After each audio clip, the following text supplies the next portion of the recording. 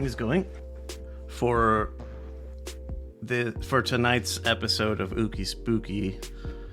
I recorded myself doing the shuffles and stuff. Okay. Because I wanted to. I don't know if it's ever going to happen. Doubtful, but if I ever get to the point, I want to kind of condense the clip a little bit and put it on social media with the photos. Okay, yeah. Yeah, I'm gonna probably start shuffling mine and have my stuff ready too. Let me see if I can multitask. I'm sure I can. I have ADHD. But yeah, I'll probably start looking into my stuff too while we do this part first. All right, here we go. It's been a while. That's probably my fault, ? Yes, no question mark, it is. I'm going to say it's my fault too. I was I was late on the editing for the previous one. We recorded on October 30th, and I didn't publish it until like yesterday. Okay. Oh, to wit, this is Hard Shell Tacos. My name is Leo. I'm joined by my cousin Lily. We were the weirdos of our very traditional Hispanic households. And that has led us on some very interesting journeys, which is something that we're going to talk about today, specifically regarding our religious journey. Where did we start? What roads did we take? And where are we now? The roads specifically include difficulties that you might have encountered because of, I don't know, religious differences or whatever the case may be. If you want to start with your journey first, because Sure. Yeah, mine's you guys might hear my cats shuffling around. They decided to join us today. Gato.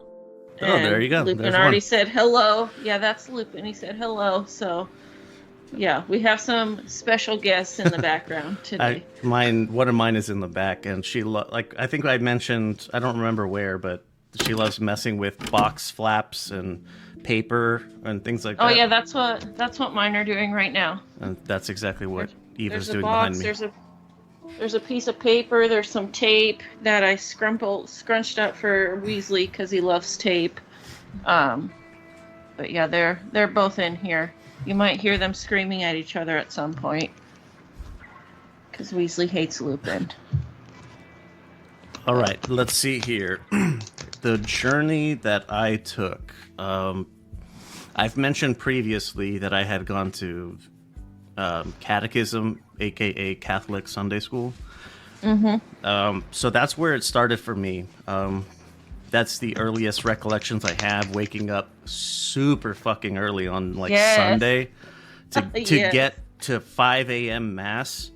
Yep. Where we'd meet up with my uncles, my grandmother, and all of my cousins and stuff. Mm-hmm. And we all went to the same church for a while. I was baptized fucking twice because my parents were divorced. So I was baptized by one of my uncles on my mother's side and one of my uncles on my father's side. Which uncle? Sergio. Oh, okay. I never knew that. Yeah. That's pretty cool. Okay, so he's your godfather. He is. Awesome. I haven't spoken to him since I was like 11, so. I know, yeah, I haven't. I know that my, I think Tia Gloria usually calls him most of the time and like sends him money out there, but I haven't heard from him in a while too, and I'm always wondering, if he's okay, because he was amazing. Yeah, he was a really good person. He was a really fun uncle, So I had the two baptisms. I had my first communion at the church I went to with my family, my mother's side of the family. Mm-hmm. I don't know if confirmation comes before or after that. It's after. Then I didn't have that. Okay. I want to say, like, once my grandmother got really sick and was dying, and then she passed away, we had stopped going to church quite a while before then. Like, I think about once the time she was first diagnosed. Okay. I had because of the difficulties I was enduring at home, I didn't have a lot of friends. I did have one that I was very close to, and his family I don't know what denomination of Protestantism they were, but I started tagging along with them to not Sunday services, but the different things like the youth group, other Bible studies during the week. And so I started going along with that for a time. I'm trying to think of when this happened. When I moved from Glendale, it's a suburb of Phoenix. When I moved from Glendale to what is Tolleson, it's considered Tolleson, but it's also not. It's also part of Phoenix proper. It's weird. It's dumb. I don't care. Whatever. I moved there. Because I was so far from where I had grown up, I wasn't able to continue going to that church. So I found this website. It's called United Church of God, I think it is. Okay. And they would send you free, like, little pamphlets to read about different things, or you could subscribe to their magazine if you want. Interesting. Okay. And all of it was free. I didn't know what that denomination was, but I knew that I really liked it. As far as like Christianity goes, I really liked it. It turns out it was Seventh-day Adventism. Oh shit! Okay. Yeah, so I was a Seventh-day Adventist for a while. Okay. I think I continued that, and I don't remember what year exactly, but I just I had a falling out with my mother, or not a falling out, but it's a really, really difficult experience, like a difficult confrontation. Yeah. And from there, I kind of stopped. I don't know. I don't want to say that I lost faith altogether, but it made me start questioning God's purpose in existence in general. I kind of concluded that it probably isn't anything, and if there is, and with all the stuff that happens around us, I cannot be convinced that that is a benevolent being in control of that. I can't. So that I kind of was, I don't want to say atheist. I was an agnostic leaning towards atheism more than believing in something. Okay. So that's what I was doing for some time. I want to say after Afghanistan is pretty much when I went hard atheism. Like, there's no fucking way. No fucking way. What happened after that? Like, I went through some pretty rough, dark and difficult times, substance abuse, self-harm, that kind of stuff. And that's where I mentioned on the last time we were talking, I ended up finding a documentary that kind of outlines the astrological influence on religion, just in general, and it's pervasive throughout history. Like, we're talking back to the Sumerians. Okay, what's the name of the documentary? I'll send it to you. Okay. And I want to watch that. So it showed everything, like these are the traits of certain deities and how they all match. I'm like, okay, so religion is bullshit. Got it. So I started thinking, like, okay, so if all of that is horseshit, then what else is not horseshit that religion told me was horseshit?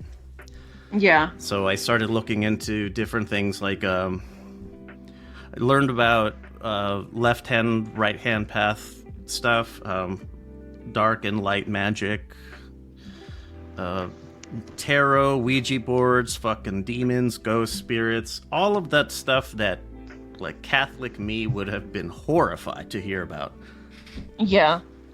But this stuff fascinates me now. It's like, that's what you get when you repress it from me. Yeah. Now I really want it. So that brought me to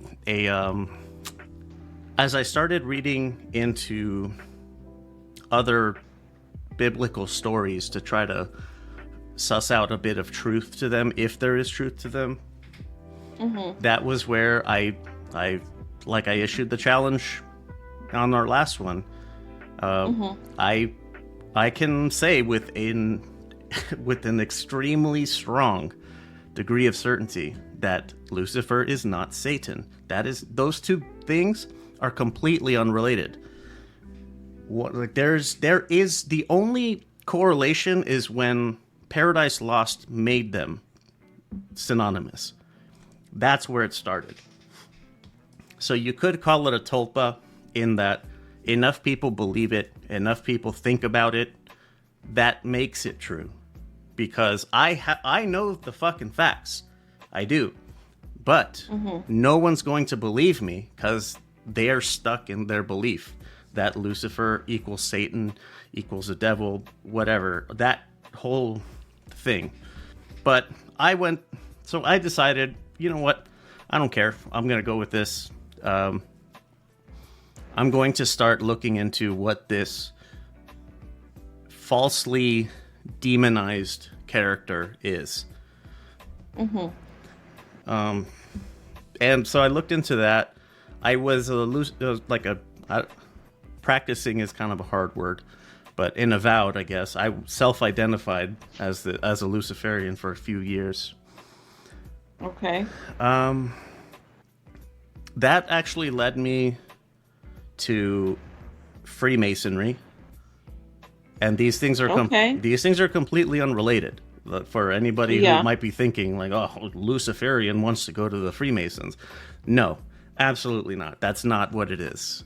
Another challenge I'll give you is, if you really think the Freemasons are devil-worshipping fucking this and that, go to one. Go check it out. I promise you it's not what you think. I went there with that same misconception, and I was very pleasantly surprised. That didn't pan out. Had a bit of a falling out with some of the more senior members, some of the Master Masons, and you're not supposed to talk about political stuff, but they would constantly hint at it, and like the hints that they were giving, like, dude, I do not align with this, and I'm not gonna just sit here and let you say this shit. So yeah, I got kicked out for being too political. Like, no, I just didn't fit their mold of what politically acceptable is. Gotcha. But I went into that experience Luciferian, and I walked out. I discovered Gnosticism just as I was getting into Freemasonry. So some people don't know. A lot of people don't know, because it's also a very demonized kind of religion. So people know what an agnostic is, which is someone who just doesn't know. They don't have enough information to say one way or the other. They don't know. A Gnostic is someone who does know. And it's so that's where I am. I'll save the story of how I got to that. What it is I know, how I know. I'll save that for ooky spooky stuff. It's a little bit more fitting for that. Okay. But yeah, I landed on Gnosticism, and I don't know, things have been pretty fucking groovy ever since. Okay. For me, it was kind of like you. You know, we're both raised Catholic, because, I mean, that's pretty much what every That's what Mexicans Latino do. person, Mexican, does. So, I was raised Catholic. I went to Sunday school as well. I did my baptism. Your dad was my godfather. Our aunt is my godmother. I did the first communion as well. Never did the confirmation. But like my thing, I've always, like, you and I were pretty much the most religious ones at one point. But for me, I've always kind of had a close relationship with God. And then, like, when we started going to church and stuff like that, I realized that within the Catholic Church, they mostly, you know, praise the saints and you pray to the Virgin Mary and all of that. So I was like, I don't like this, because why are we, you know, I was like, why are we... It's one of the 10 fucking commandments, dog. Like, what are we doing? Yeah. So I never, like, as far as Catholicism goes, I never really connected with that too much, because it was more centered around the Virgin Mary and the, you know, all the different saints and stuff like that. But I always just, since I was a little kid, had a personal, you know, relationship connection to God. And I just kind of went on my own journey with that. Don't remember when I stopped going to Catholic church. It could have been around the time after my, first communion. And I never went back. Never stepped foot into a church until I was in high school.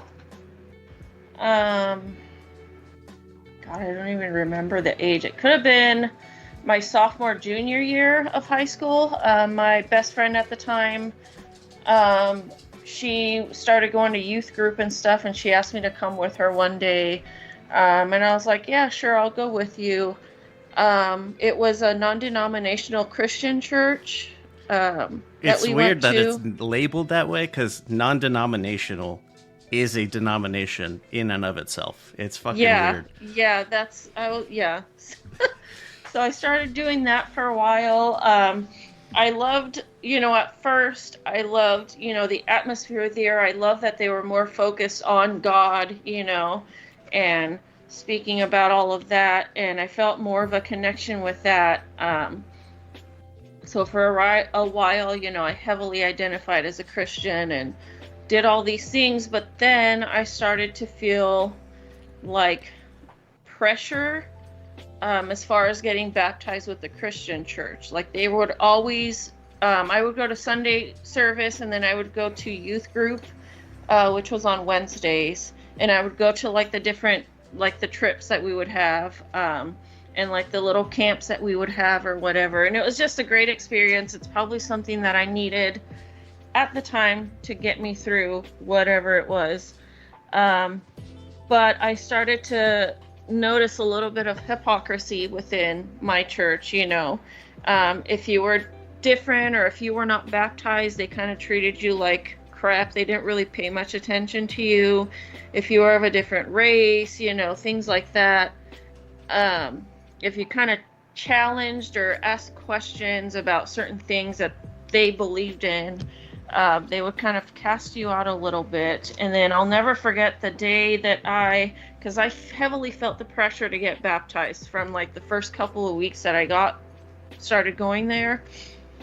And I was, in my head, I'm like, I'm not going to do it until I feel like I'm ready to. So whenever I decided to do that, like, everyone embraced me even more. So it, like, finally felt like I fit in. But I just saw a lot of hypocrisy in the stuff that they were doing. I just started to question a lot of things.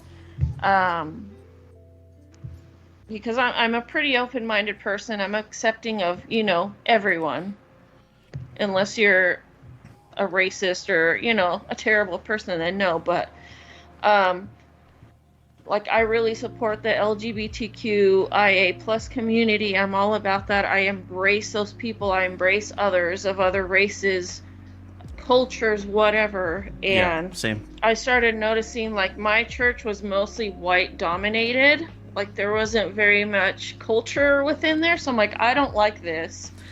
And I don't like how there's just so much hypocrisy, especially now with, Christians bringing in their politics into their sermons and all this stuff. And it's like, you guys are totally, and it's like, you're totally straying from what the Bible is trying to teach you and what God truly was. You're making also it into violating the fucking Constitution and the IRS rules on 501c3 organizations.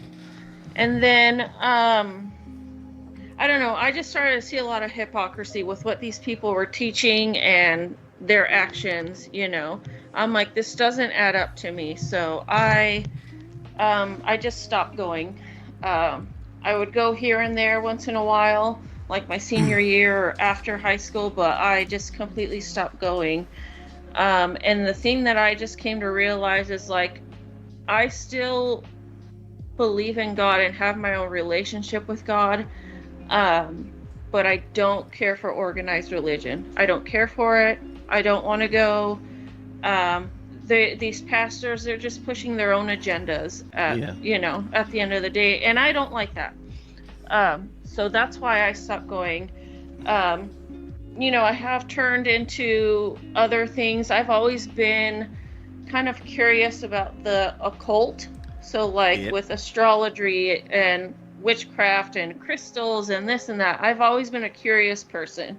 So I kind of delved into that a little bit, but not too much. But I guess in a way you can call me a more spiritual person, but I do still believe in God, and it's because this will also be tied into our Ookie Spooky, because it kind of I don't know, it ties in there too. But as a kid, I've experienced a couple of near-death experiences. The one that I remember the most, I was about like 8 or 9. I forgot what happened to me, but I got really, really, really sick. And I actually, I guess, died for a little bit. And I did experience the afterlife, or heaven, whatever you want to call it. I got to experience that. I got to see God myself. I experienced that. I saw some, relatives that have passed. It's something that you can't really explain. It's an inexplainable experience, but I experienced just that. And so for me, I know that God, heaven, whatever is real. It's fine if others don't believe in that, but I experienced it. So for me, I still kind of have that relationship with God.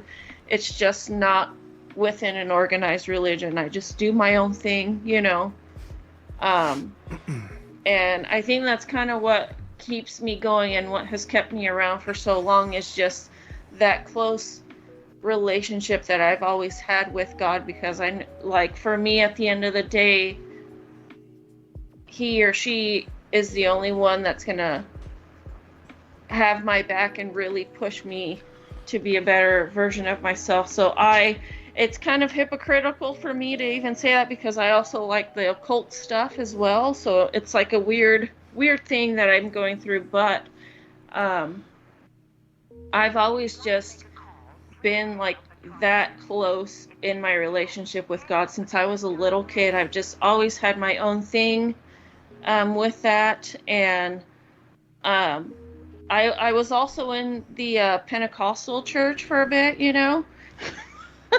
and that was an experience. I realized quickly I do not want to be a part of this religion, because the women, you're just there to breed your kids, raise them. You can't have a career. Your husband tells you what you can and can't do. They're the ruler of the house, and I'm like, that only lasted a week. That's fucking stupid. There's scripture that says women are supposed to be subservient. Yeah, you must submit to your husband. Right. And no, I'm not fucking doing that. One of those in particular is it's kind of like how what makes you think that you can have dominion over me, a man? You're just a woman. Like that's Yeah. like, man, okay, lady religious people trying to like, okay, here's the scripture. Shut the fuck up and sit down. A man Yeah. just told you to do that, and according to the scripture, you need to listen. Yeah. And like you even had to cover your hair too within that religion. I'm like, what the fuck is this? You can't wear pants. Like, um, I guess it was like crossing the evangelical, thread there.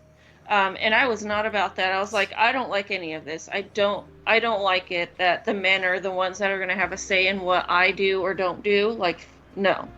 So I got out of that quickly. And that was actually before I got into the Christianity. Like, after Catholicism, my godmother from my first communion, she was in a Pentecostal church with her husband, and they invited my brother and I to go with them. So, like, we went to church a couple of times with them. And yeah, I just didn't like that. And then, they go on like, oh, you're going to go to hell if you do this, and, that type of stuff. So I guess it was on like a borderline evangelical Yeah, sounds like it. side. So I was like, this is not for me. More fundamentalists. I think so, yeah. So after that, I did the whole Christianity thing for a while, and then I just started to just see a lot of the hypocrisy that was going on, and in mostly all religions, in my opinion. There's just a lot of hypocrisy. There's a lot of hatred within these religions that people are not really accepting at all unless you fit their mold. And that's just something that I've never been. I don't like following the crowd. I don't like being like other people. It's not me. So I just stopped going to church, but I've always had a continued relationship with God through that because of the experience that I had and because of the things that I have seen because of God. You saw this Yeah. place. How can you not can you describe anything about it? It's really weird. Like when I did that, like I just remember kind of waking up, but I saw my body, I saw my body laying there, but I saw God. I didn't see the face. I just saw like just this bright glowing light almost. And I saw his feet, and it was like just a gown and feet is all I saw. I didn't see a face. It was just a bright glowing light. And then it's a humanoid figure then? Yes. Okay. And my mom has also experienced this, but I don't know her version of it, but she's experienced it a couple times herself too. So that kind of confirms what and I've seen stories and read stuff of people who have experienced what I experienced. So I'm like, I'm not crazy. It wasn't just my imagination as a kid, because I was like 8 or 9. But I went to heaven. There was just, I can't remember too much, but it was just such a peaceful, like a peace I don't think I'll ever get to experience here on this earth. It was just calm, peaceful. I got to see our grandmother, your dad's mom, my mom's mom. I got to see my aunt's firstborn son, and I guess some other relatives. And while I was there, I was just hanging out with, past loved ones and God or Jesus. I guess they're one and the same. But I never got to see a face. I just saw a figure with I think it was like a white robe, and then just feet. I just saw his feet, and that was it. And I remember a voice, but it's hard to describe it. Do you remember what it said? No, not Oh, anymore. okay. I used to be able to remember it very clearly, but I can't. It's yeah, Are can't you? remember it anymore. Have you heard of this? It's like a chemical that's referred to as DMT. I think I've heard of it. Yes. So DMT is a very powerful psychedelic. Uh, Mhm. I know personally people who have used it, like Mhm. recreationally, and I've heard accounts from people who have also used it recreationally. Mhm. DMT is it is the compound that is released into your brain, that your brain releases when your body is dying or your brain thinks that you are dying. Mhm. First-hand accounts that I've been related to me are very similar to what you described. Mhm. Is It's different for different people. Kind of depends on what they hold to be sacred or what they value as a greater form of being. Mhm. Like one person described it to me as it was like a council of 3 or 5 very large humanoid things that looked like people but weren't. Mhm. Another person described it as a single person that was kind of behind a veil that obscured it to the point where there's a humanoid figure, but you Mhm. can't see what it is. Yeah. And I'm not telling you didn't experience that. I'm Mhm. saying that there might be a scientific explanation to it. Possibly. It's possible. Oh. I'm not saying you didn't, because like Yeah. I definitely believe in that type of stuff too. So I'm Mhm. not doubting you. It's just always like the same one that experience I had. I fully concede it could have been all in my head.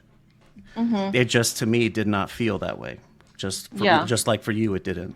Mhm. So I always try because I want all of these things to be real. That's why I'm such a skeptic of them, Yeah. because I want it to be real. So I really try to debunk everything so that Mhm. when there's nothing left, there's no other possible explanation. Like, fuck yeah, we got something here. Yeah. Man, that's wild though. That's a crazy experience. Do you it's okay, so you coming out of all of those organized religion, like just traveling through the different groups, you still hold Jesus to be the like physical embodiment of the divine? I mean, yes and no. There are times where I do question it, but then I kind of just freak myself out because I guess I want to believe it, but I don't want to. I'm like stuck with all of that. Yeah. It's just, I don't know. It's just very tricky for me to try to go that route, so I try not to let myself go that route. But I've had questions like that.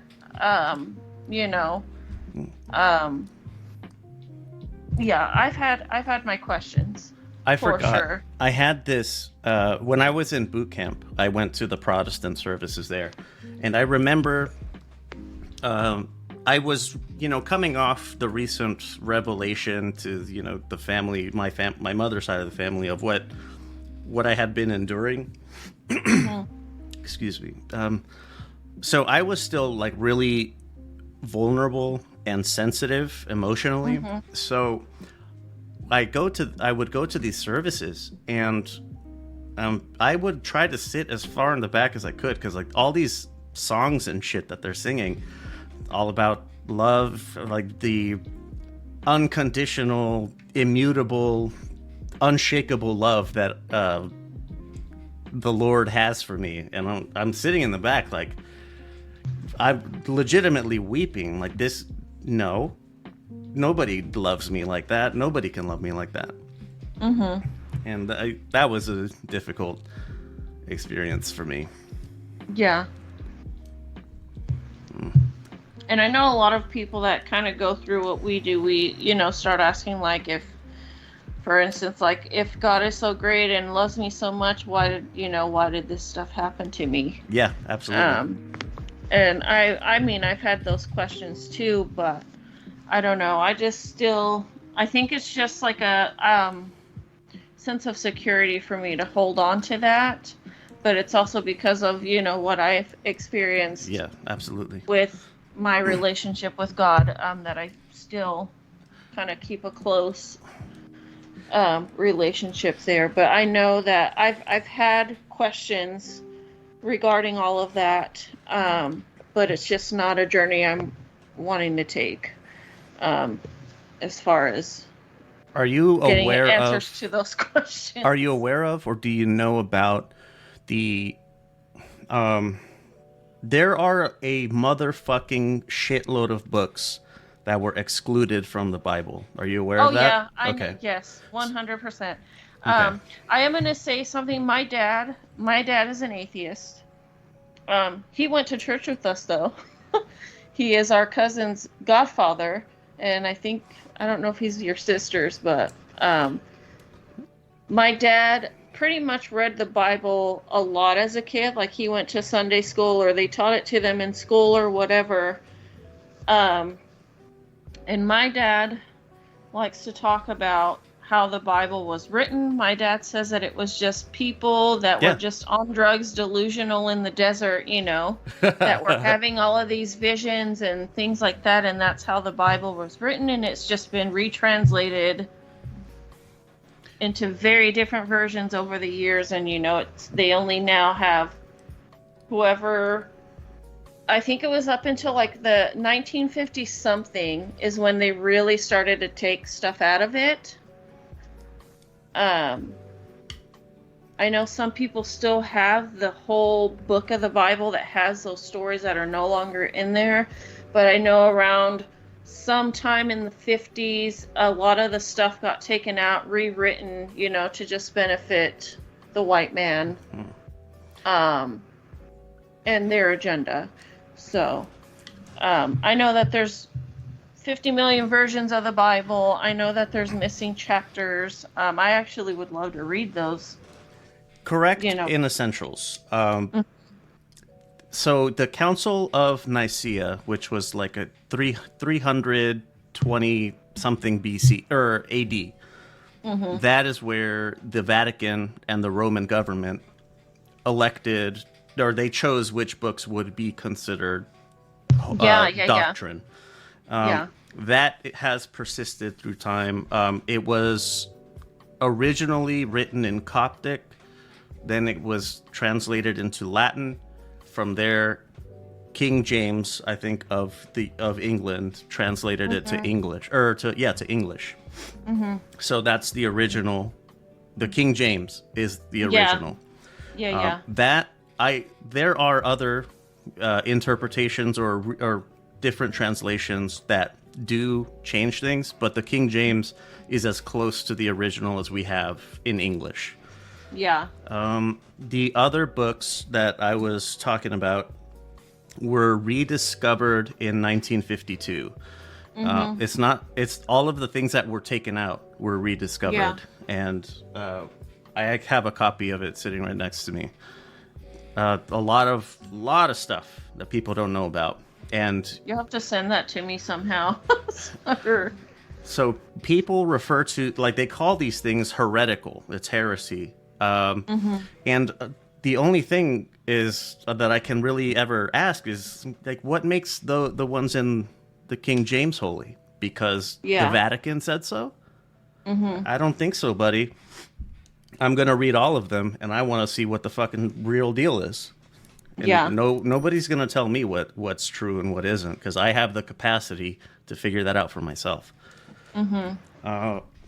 So some of the things we talked about, Mary Magdalene, like that, the supposed prostitute, absolutely not. Absolutely not. That was the bride of the person we know to be Jesus Christ. That was his wife. And I know that within like the occult, there's Lilith, who was Adam's first wife. Yes, that refused to be subservient. Yes. Which, I mean, I get it. I wouldn't want to Yeah. be either. So Yeah. I'm trying to think other like gospels. A lot of gospels, the rejected gospels, I'll say. Hold on a 2nd. Come here, buddy. Come on. There's my boy. Potatoes with me now. Oh. So there's the Gospel of Judas is another one. That Judas, the one that supposedly, and I'll explain in a moment. Betrayed. Yeah, supposedly betrayed Jesus for 30 pieces of silver. Incorrect. In the Gospel of Judas, Jesus and him have a pretty difficult conversation about the meaning of salvation and faith. And what it essentially comes down to is Jesus telling Judas, I need you to do this. I need to be a martyr. I can't turn myself in. It's not the same thing. I need you to betray me for the events that need to happen. For them to happen, you need to do this for me. And even Judas even said, like, that's really fucked up. Why would you ask this of me?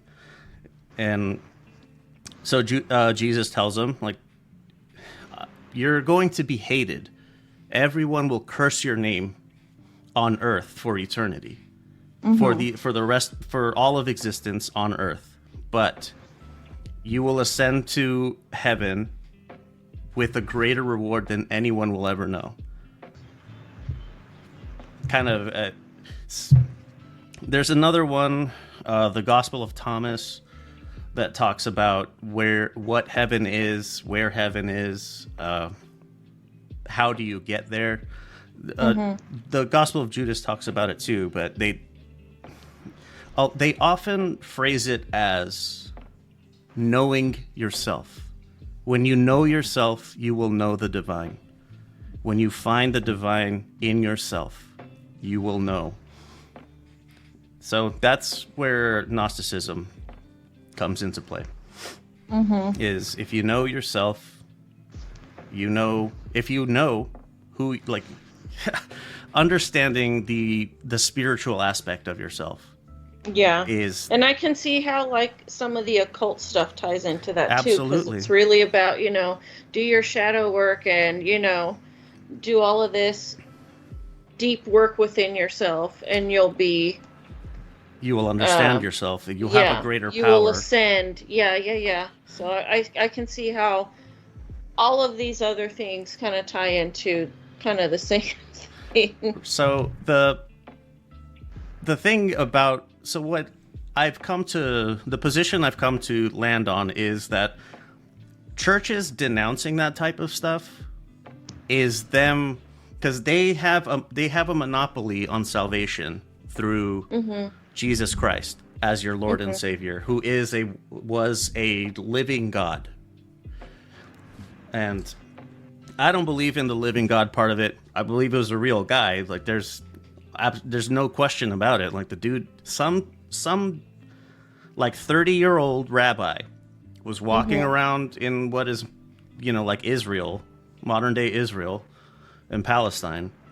There's a fucking renegade walking around telling people, like, yeah, all these dudes are fucking corrupt. This is what you're supposed to do. That somebody like that existed. Was that person's name Jesus Christ? Probably not, because Jesus Christ wasn't a name. It's a title. The supposed actual name was Joshua. Yep. Yeah. Anyway, so I think that a lot of those practices they're frowned upon, demonized, to keep you from achieving, to keep you from knowing something greater than yourself. That's my view on it anyway. Like using silly shit like tarot and crystals and all that stuff, like, if it works, if it's working for you, then, like, fuck, man, maybe you have maybe you're built different.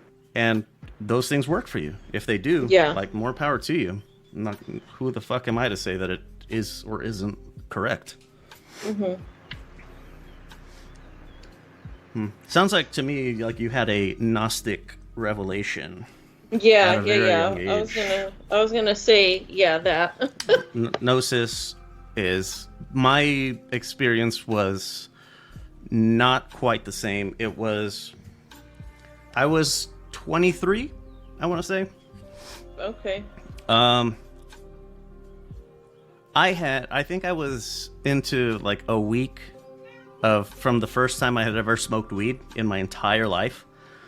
So I was sleeping good. I was eating good, of course. Yeah. And I wake up on a Saturday morning,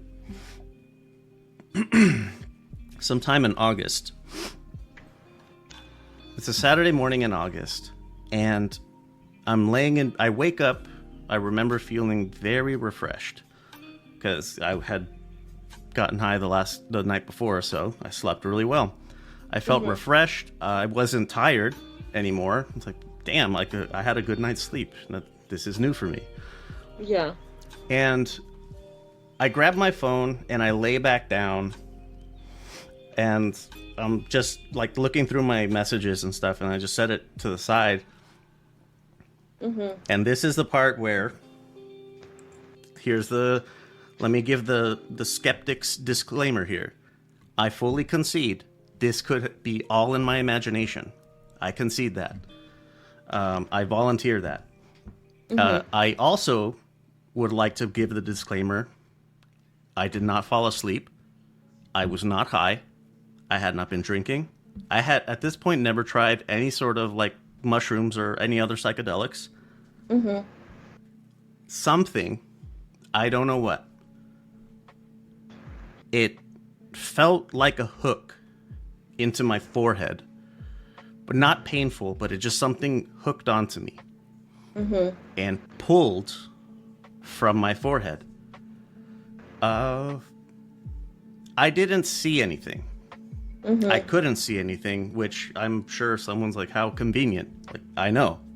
If anybody else were to say this to me, I would probably, first thing I would say is like, do you need to get your fucking head examined? Right. Yeah. I fully concede this, okay? It's just, I can't help but believe it. So I got pulled. I cannot say I was going up. I can't say I was going down. I had no concept of direction. I had no concept of vision. Like, even if I wanted to look around, I couldn't. I was not a physical being, or even an incorporeal form of a human being. I don't know. I just was. That's the only really way I can put it. Like, try to imagine your thoughts. What shape are your thoughts?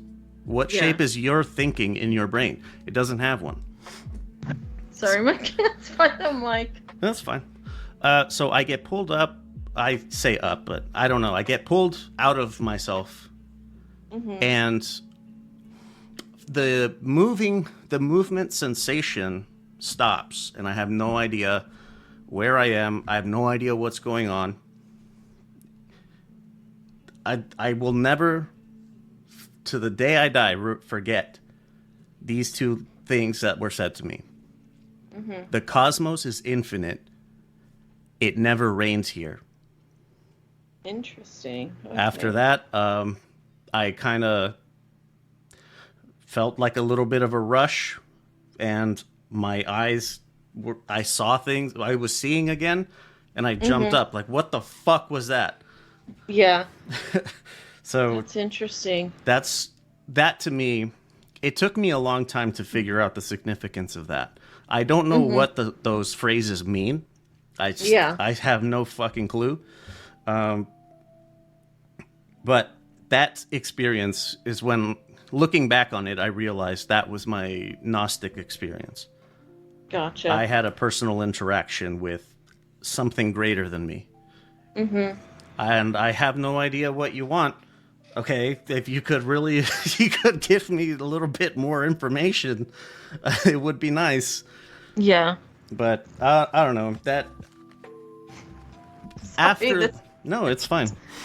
After that, so like I went on the spiritual journey of like left hand path, right hand path, chaos magic, all the rest. What is the left hand, right hand path? What is that? Yeah, so That sounds interesting. so left hand path. Are you familiar with the phrase "as above, so below"? Or Yes. yeah. So if you look at the photo of Baphomet, the thing that everyone thinks is the devil. Oh yeah. So Baphomet, he has his right hand pointing up and his left hand pointing down. Yes. So the idea is how you build your personal temple. Do you build from heaven down? From the heavens, where whatever that might be for you? Or do you start from the earth and build yourself up? And so like left-hand path religions, philosophies are like Levian Satanism, which is different from the Satanic Temple. Yeah. So Levian Satanism, the Church of Satan, that's what they're called.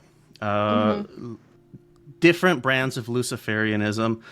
There's atheistic Satanism sects, theistic sects. Same thing with Luciferians. There's atheists, which I was, and there's also theistic Luciferians. There's other less polarizing, I guess, types of left-hand path groups, like light or white witches that do like nature stuff and those kinds of like healing energies. Yeah, that's kind of what I kind of that's a bit of gravitate towards. It's a bit of a left-hand thing where you manifest or you use the earthly energies for like healing and or whatever your purposes are. Right-hand path is like your soul is the end point, and you are trying to build your temple as it is in heaven, as existence is in heaven. Yeah. And everybody and their fucking mother has an idea of what that's supposed to be. There's different books, the Torah, the Quran. Obviously the Bible, the New Testaments in particular for Christians. So that's what those are. Is where does your foundation start? Are you trying to emulate heaven, or are you trying to emulate the divine here? Yeah. So I went down that exploration. I went pretty hard left in the atheistic Luciferianism, which kind of I use the term divine, but it's the celebration of human potential. Like Levian Satanism has this idea that people are just animals like any other. If there's no fucking difference, we're just a little bit more clever. We have the same urges and the same instincts. To which I say, you're a fucking idiot. Yeah. I fucking hate Satanists. They're so stupid. They're so smug about it too, is what really bugs me. Like you. One thing. Go ahead. One thing that I was trying to get into at some point that I was looking into was the Satanic Temple. Yeah. I was reading, what they kind of stand for, and I'm like, this is kind of what Christianity should have been. The tenets of the seven tenets of the Satanic Temple are pretty fucking groovy. I was like, I can roll with these people, They're just like activists that use satanic imagery to piss off Christians to get attention. Yes. That's it. Yeah, and I was like, I'm like, I like this. This is stuff that I am on board with, Yeah. I was looking into that. I was like very curious one day. I'm like, let me look at this, and I saw like their tenets and stuff and kind of what they represent, and I'm like, this is what the, quote unquote This Christianity is what should Christians claim be. to be. Yeah, but they're not. Yeah, they're not. So I just thought that was kind of interesting. And yeah, I got real curious there. I almost, signed up to become a member of their thing, Yeah, but same. haven't done it. But I just thought that was interesting, and I definitely like what they represent. Yeah, so do I. I stand Yeah. for all the same shit a lot of the same shit that they do. Yeah, same. So the animal thing, Luciferianism, atheistic, how divinity is divined, how I came to understand it, is human sentience, human self-awareness, human consciousness. No, like other animals have bits of it, but nobody surpasses the human being. Therefore, it is our responsibility. It's our obligation to take care of the things around us, because other animals don't know any better. They just do what their instincts tell them to do. Yeah. Human beings, if you have an urge, like a sexual urge or a fit of anger, you are very capable of not feeding it, of not fulfilling it. Yeah. So like that to me it's very easy to like that, where the Levian philosophy to me falls apart very quickly. They're just fucking hedonists. That's it. They just want to justify having orgies and stuff like that. It's fucking Yeah. dumb. Yeah. Whereas for me, I tried to be a little bit more of a refined left-hand path person.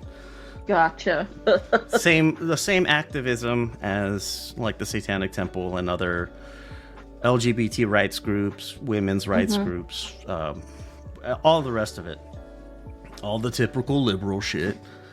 Yeah, I even wrote a paper. I wrote an essay that was published on a Luciferian site.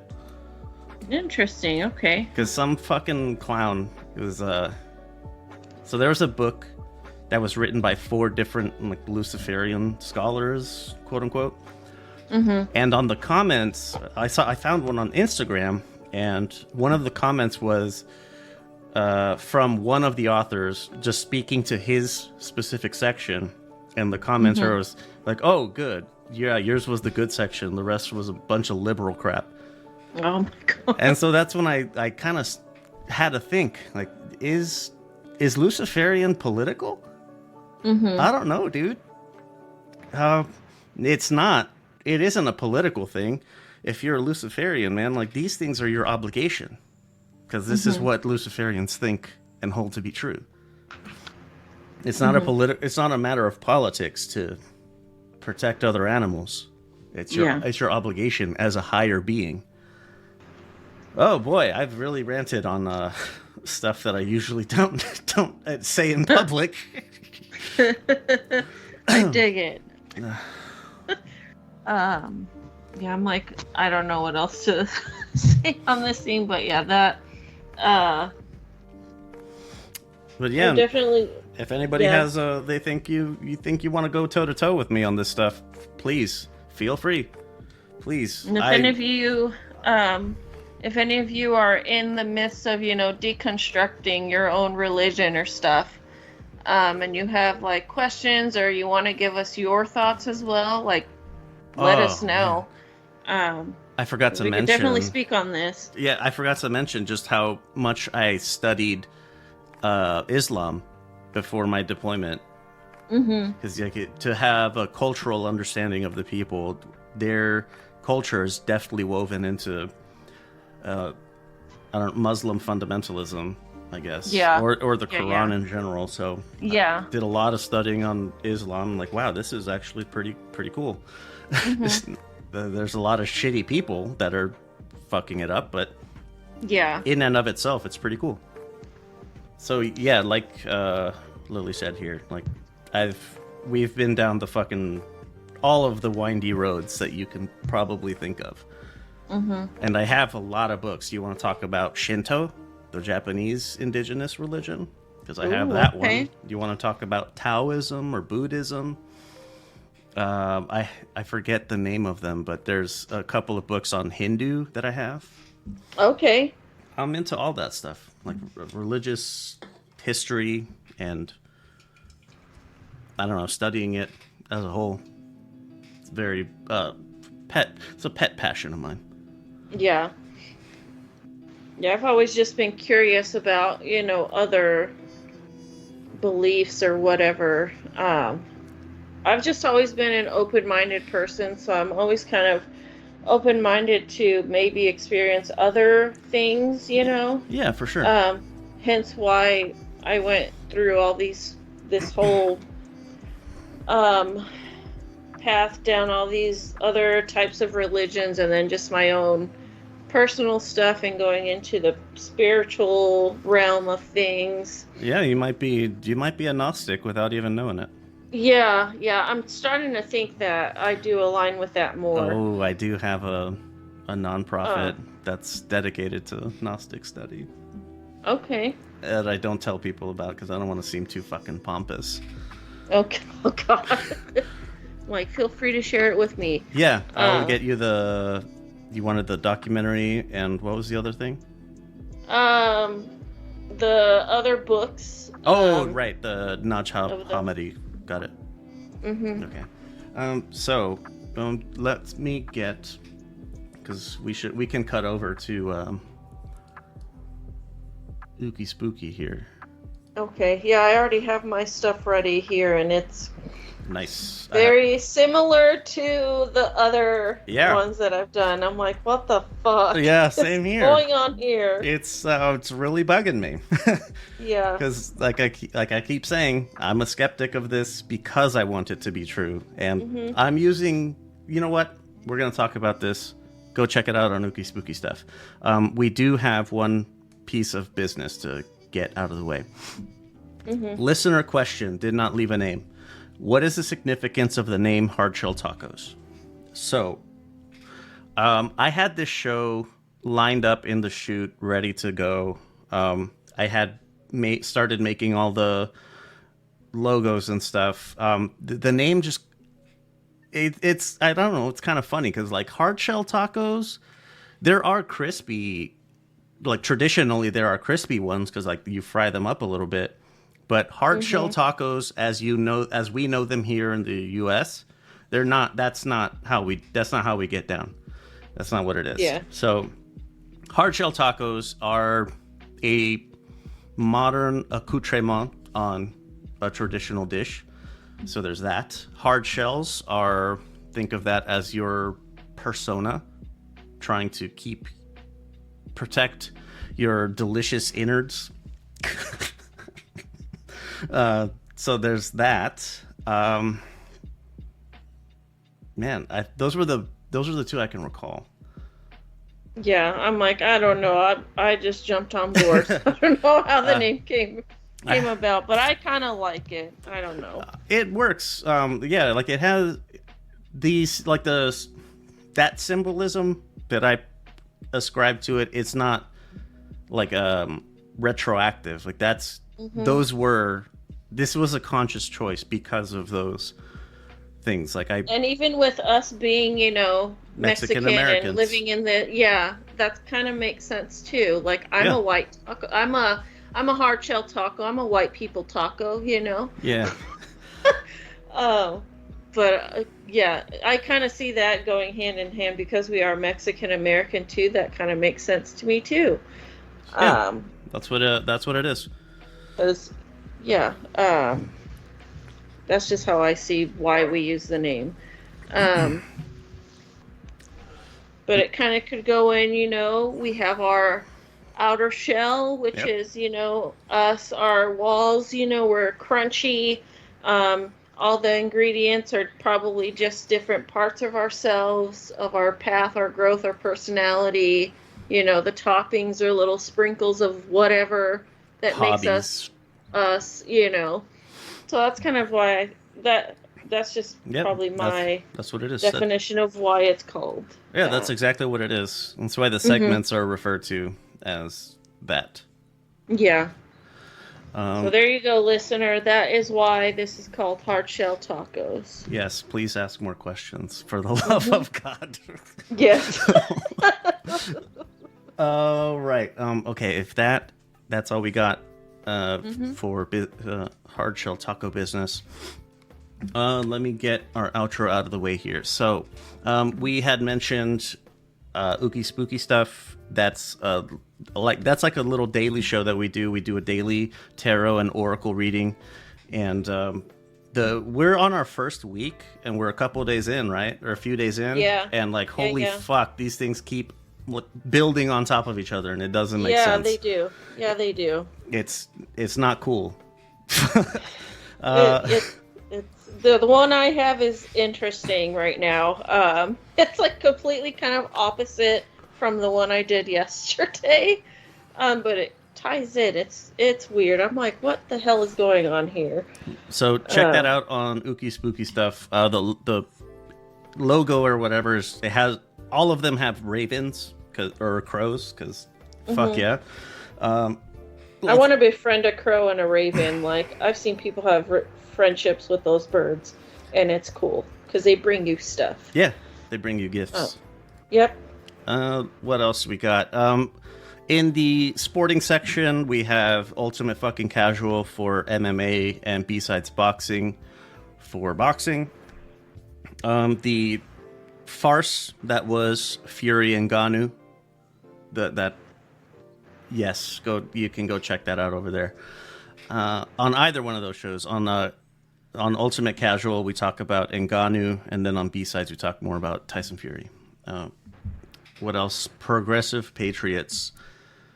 I think it's been beaten to death at this point. As much as I've tried to not give too much info on it, but yeah, it's in the name. Progressive Patriots. But me and some of my military veteran buddies, we got together, and yeah, we're not all fucking red hat morons. Mhm. Some of us actually care, and that's what we do over Yep. there. We talk about that stuff.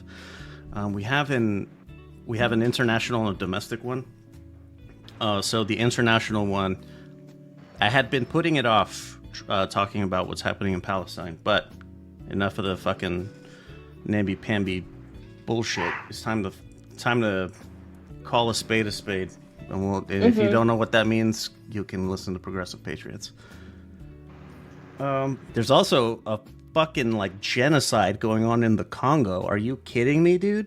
What? I haven't heard of that. Exactly? That's exactly what I said. And I keep up with news in Africa Uh, specifically for the show, and I didn't yeah. know about this. And man, it's wild. And the homegirl Tasha, she knows more, so she's gonna school me up later this week. Mhm. Do the internet stuff. Internet stuff being social media posts and accounts. Interact with that. However, comments on the posts are always great. I always read them. Rate and review the show on your preferred podcast platform. So, yeah, that's always great. Socials and contact options. So the website for all things Lux Media is lvxmedia.net. If you go there, hit the tacos page. Their contact options will be right there. We have an email address, and like the message we got, you can text or call the phone number. It's anonymous and unattended, so you leave a voicemail or you could send me a text. Either way, I don't really check it till we're about to do this. So socials are LVX Media Net. Yeah, kind of like the website. So, anything before we kick it off on Ookie Spooky Stuff? Parting words. Not really. Just have a great week. If you have any questions for us, concerns, comments, whatever, let us know. If you would even like to be maybe a part of one of our episodes, Hell yeah. also let us know. We are very open to having other people join us on any of these I want to get my podcasts. buddy Romeo. He grew up in Appalachia. in Tennessee. Oh my gosh, I yes. really want to hear about that. I really want to learn more about those people and their Like, experiences. yeah, the quote unquote hillbillies. Yes, yeah, yeah.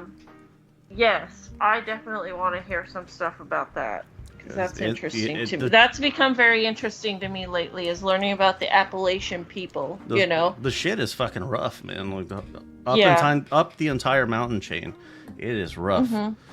Yeah. So I'll see if he wants to come on. Parting words from me: be kind to yourselves. It's easy. So Steve Irwin, Bob Ross, and Fred Rogers. That's the holy trinity for millennials. So Steve Irwin, he reminds you to be kind to animals and to nature. Fred Rogers reminds you to be kind to your neighbors and your friends and other people in general. And I feel most importantly, Bob Ross reminds you to be kind to yourself. That is the one that people struggle with the most. It's easy to be kind to other people. It's really difficult to have patience and forgiveness for yourself. All right. Well, look at that. I'm a fucking philosopher. All right. Thank you all for listening, and we'll catch you next time. Bye. Bye. Bye. Bye. Hasta la pasta.